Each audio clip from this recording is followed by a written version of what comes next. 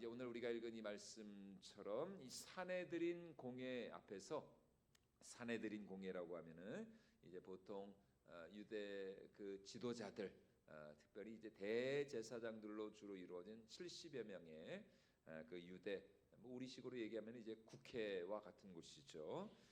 사내들인 공회 앞에서 신성모독이라는 제목으로 사형 판결을 받으신 우리 예수님은 결박을 당한 채 당시 유대 지방을 관할하는 이 로마 총독, 누굽니까? 이 빌라도 앞으로 끌려가십니다.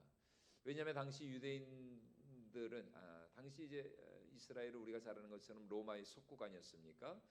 사형 집행을 행할 권한이 그들에게 없었기 때문에 이 로마 제국이 파견한 이 총독 빌라도에게 이제 예수님을 보내서 그를 사형에 처해달라 이렇게 요구하는 것이죠. 대제사장을 비롯한 이 종교 지도자들이 빌라도에게 가서 예수님을 기소한 제목은 뭐 물론 이제 유대 율법상으로는 신성모독이었지만 그것만 가지고는 이 빌라도를 설득을 할 수 없었기 때문에 그들은 빌라도 앞에서 이 예수가 이 로마 황제의 그 왕권을 부인하고 정치적인 어떤 그런 반란을 모의한다라는 이런 정치적인 반란죄를 들면서 이 예수가 자신을 유대인의 왕이라고 하면서 무리를 선동하며 로마에 대한 반란을 일으키려 합니다. 이렇게 빌라도에게 보고를 하죠.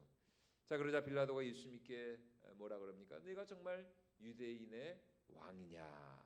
그러자 예수님은 내 말이 옳도다 하시면서 그의 말을 인정을 하십니다.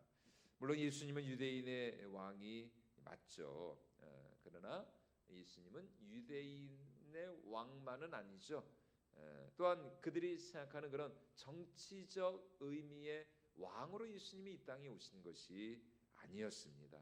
오히려 예수님은 온 민족과 온 세상 열방의 왕으로, 그리고 당신이 택한 당신의 하나님 나라 백성들의 구원을 위하여서 이 땅에 오신 하나님 나라의 왕이었죠.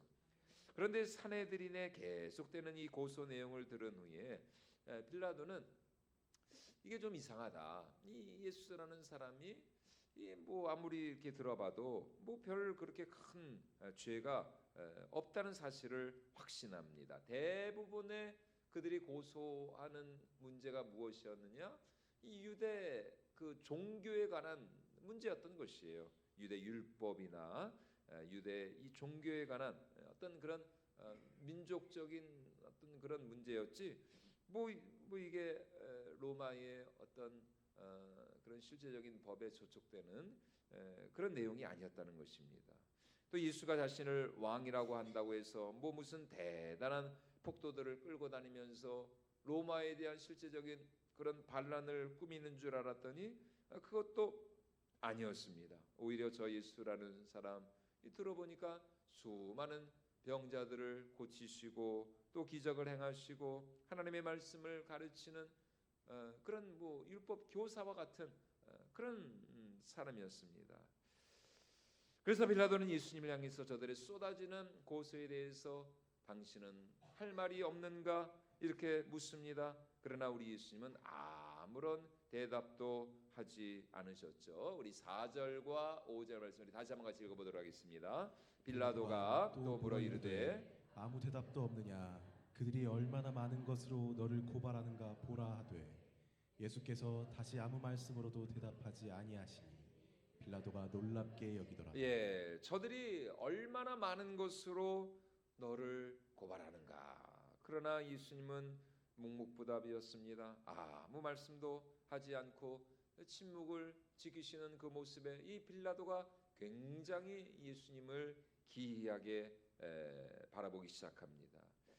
바로 이제 이때부터 예수님을 대하는 빌라도의 태도가 바뀌기 시작하는 것이죠. 빌라도는 직감적으로 뭐 로마가 파견한 그런 로마 총독, 한 지역을 한 속국을 그 다스리는 로마 총독이었으니까 여러분 이 빌라도라는 사람이 얼마나 이 참 정치적인 어떤 그런 감각이 있고 사람을 보는 눈이 탁월한 그런 사람이었겠습니까?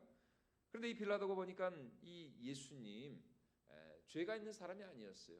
결국 다 이렇게 들어보니까 저 유대 지도자들의 시기와 그 미움, 그 저 유대 지도자들의 그 증오에 의해서 아무 이 죄 없이 무고하게 끌려온 것임을 이 빌라도가 직감을 합니다. 예.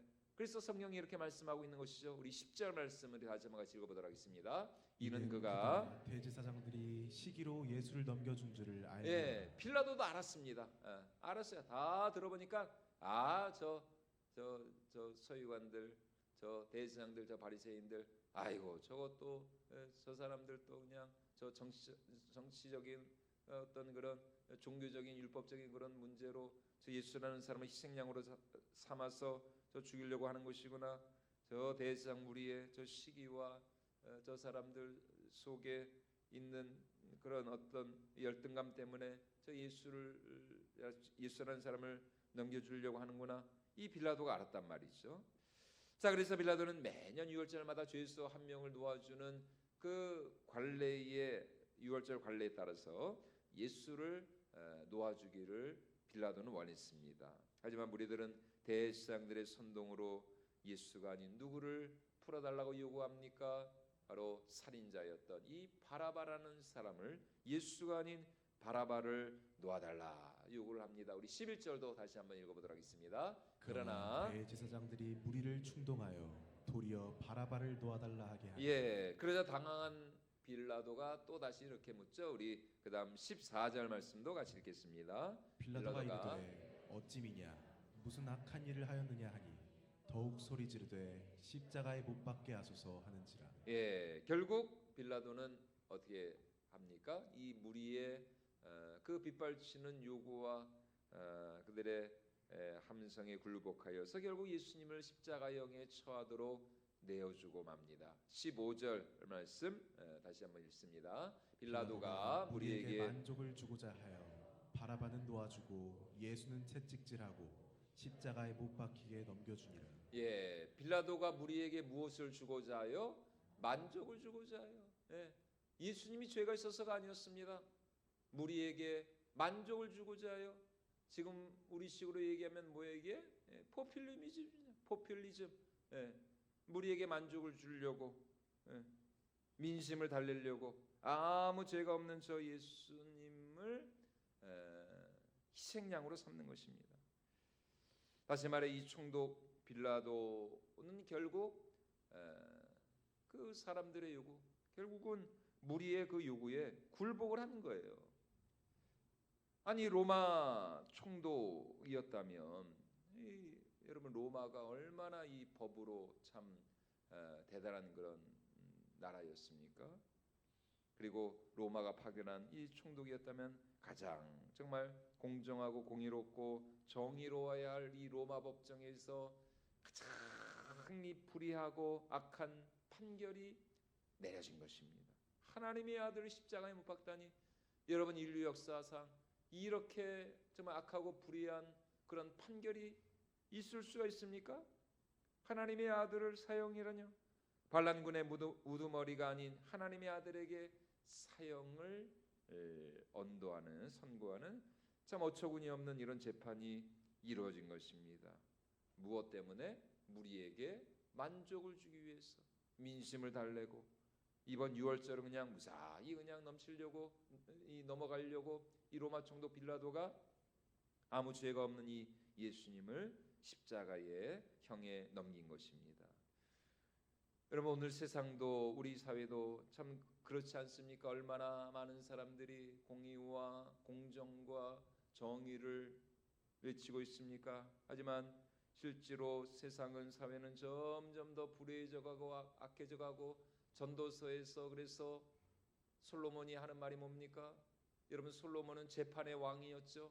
솔로몬만큼 재판을 잘하는 사람이 세상에 어디 있었습니까? 이 재판에 정말 거의 신과 같은 존재가 솔로몬 아니었습니까? 그런데 그런 솔로몬도 전도서에서 하는 말이 뭐예요? 재판을 하는 곳, 거기에도 불의가 있다는 것입니다.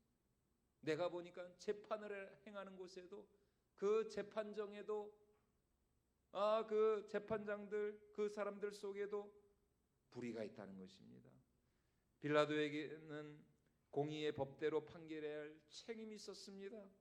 그리고 그에게는 또 그렇게 실행할 수 있는 권력도 있었죠. 그것을 가지고 정의와 공의를 실현해야 했지만 빌라도는 자신의 안위를 위하여서 또 무리들에게 만족을 주기 위하여서 이 예수에게 아무 죄가 없다는 걸 알면서도 이 무리를 결국은 이제 무리를 두려워하는 마음으로 또 자신의 그 자리를 지키기 위하여서 불의와 거짓에 굴복을 분명히 저 예수가 죄가 없다는 걸 알았고 분명히 저 예수가 더 대제사장들의 그 시기로 이렇게 끌려온 것을 알았음에도 불구하고 빌라도는 참 너무나도 불의하고 악한 그런 판결을 내리게 된 것이죠. 그래서 지금도 그래서 결국 어떻게 됐습니까? 우리가 지금도 고백하고 있는 그 사도신경에 뭐라고 우리가 매일 사도신경을 통해서 고백하고 있어요? 본디오 빌라도에게 고난을 받으사 십자가에 못 박혀 주시고 와 정말 가룟 유다 다음으로 참 너무나도 부끄럽고 수치스러운 그 이름이 되어버리고 말았습니다. 빌라도. 예. 본디오 빌라도에게 고난을 받으사 십자가에 못 박혀 죽으시고 여러분 그러나 우리 예수님 인간의 모든 불의와 또 죄악을 대신 지시고 아무 말 없이 침묵을 지키시며 십자가에 못 박혀 죽으십니다. 우리 속에 있는 그 죄악의 욕망을 끊어버리시기 위하여서 그분이 친히 나무에 달려서 우리 속에 있는 이 약함과 불의함과 죄악된 본성을 치유하시고 고치시기 위하여서 예수님께서 결국 그 모든 불의함과 죄악을 대신 짊어지고 십자가에 못 박혀 죽으신 것이죠. 다시 말해 진정한 정의란 무엇이었느냐? 예수님이 십자가에서 우리에게 보여주셨습니다. 예수님이 십자가에서 보여주신 진정한 정의란 상대를 정죄하고 판단하고 시기하고 증오하는 것이 아니라 바로 진정한 정의, 십자가의 정의, 하나님의 정의는 용서하고 화해하고 또 사랑하고 또 참 억울한 일을 당해도 좀 잠잠하게 침묵하고 그 사람의 그 상대의 허물과 죄를 내가 대신 짊어지고 내가 대신 십자가에 못 박아 죽이는 것. 여러분 그 사람이 죽어야 되는데 내가 대신 죽는 거예요. 여러분 이것이 십자가에서 우리 예수님께서 보여주신 참된 정의였다는 것입니다. 여러분 오늘 우리 안에 혹시 이 빌라도와 같은 모습이 있지 않는가? 무엇이 옳고 그른지 분명히 알면서도 나의 이 빌라도처럼 말이죠. 나의 안위와 유익을 위해서 불의와 타협하고 죄악과 타협하고 현실과 타협하는 사람들의 눈치를 보면서 진리를 저버리고 양심을 쳐버리고 그렇게 살 때가 있지 않는가? 그 모든 우리의 허물과 죄악을 대신 지고 예수님이 십자가에 못 박혀 죽으신 것이죠. 아니면 오늘 우리 안에 이 대제사장들처럼 정말 이 대제사장들 어떤 사람들이었습니까? 그들의 그 욕망과 그들의 그 권력을 유지하기 위해서 그 사내들인 그 어떤 야망을 위하여서 얼마든지 참 사람들을 선동하고 거짓을 진리로 꾸미고 여러분 그런 모습이 있지 않는가? 바로 그런 우리를 위해서 우리 주님 십자가에 못 박혀 죽으신 줄로 믿습니다. 그런 나를 용서하고 이제 죄 없는 예수님께서 그분의 죽으심으로 말미암아 결국 어떻게 됐습니까? 예수님은 죽으셨지만 예수님 때문에 대신 누가 살은 거예요? 누가 살았어요? 바라바가 살았죠. 원래는 바라바가 죽어야 되는데 그 바라바 대신에 예수님께서 대신 죽으신 것입니다. 와, 이 바라바는 나중에 어떻게 됐을까? 저 예수가 나를 대신해서 죽었다는 그 사실을 분명히 알았을 텐데 이 바라바는 결국 회개하고 그는 정말 주님을 믿었을까?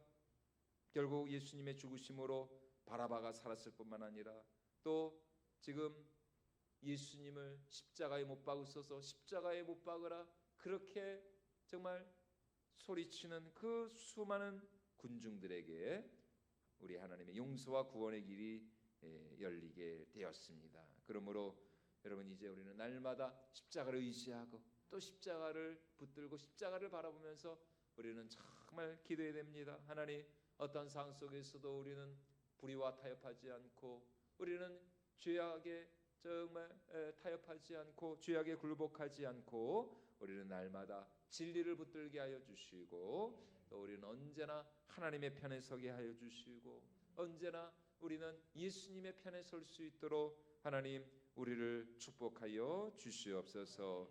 당장은 그것이 손해가 되는 것 같고, 인심을 읽는 것 같고, 또 우리가 좀 억울한 일 당하는 것처럼 보인다 할지라도 우리는 끝까지 정말 십자가 붙들고 또 주님을 바라보면서 우리는 언제나 정말 하나님의 그 진리를 사수하고 그 진리를 전하는 진정한 십자가의 전달자가 되어야 할 줄로 믿습니다.